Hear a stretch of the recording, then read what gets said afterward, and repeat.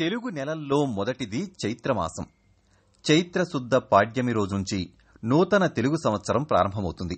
ఆ రోజు ఉగాది పండుగను జరుపుకోవడం మన తెలుగు ప్రజల ఆనవాయితీ. యుగానికి ఆది యుగాది, అదే ఉగాది. ఈ ఉగాది రోజున బ్రాహ్మీ ముహూర్తంలో ప్రాతఃసమయంలో నిద్రలేచి అభ్యంగన స్నానం చెయ్యాలి. అంటే ఒంటి నిండా నూనె రాసుకుని, తలకు కూడా నూనె రాసుకుని తలస్నానం చెయ్యాలి. అనంతరం నూతన వస్త్రాలు ధరించి గుమ్మాలకు మామిడి తోరణాలు అలంకరించి తదుపరి దైవ పూజ చెయ్యాలి. ఈ ఉగాది రోజున ముఖ్యమైన ప్రసాదమేంటో తెలుసు కదా, అదే ఉగాది పచ్చడి. ఈ ఉగాది పచ్చడి ప్రత్యేకత ఏంటంటే ఇది షడ్రుచుల సమ్మేళనం. అంటే 6 రుచులు ఈ ఉగాది పచ్చడిలో ఉంటాయి. తీపి, పులుపు, కారం, వగరు, ఉప్పు, చేదు, ఇలా ఈ 6 రుచులు ఉగాది పచ్చడిలో ఉంటాయి. ఈ ఉగాది పచ్చడిలో ఉండే 6 రుచులలాగానే మన జీవితాలలో అన్ని రుచులు, అనుభవాలు, అనుభూతులు ఉండాలని ఆకాంక్షిస్తాం.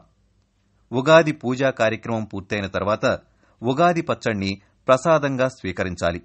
అనంతరం పండితులు పంచాంగ పఠనం చేస్తుంటే మనం పంచాంగ శ్రవణం చేయడం అనేది ఉత్తమం. తెలుగు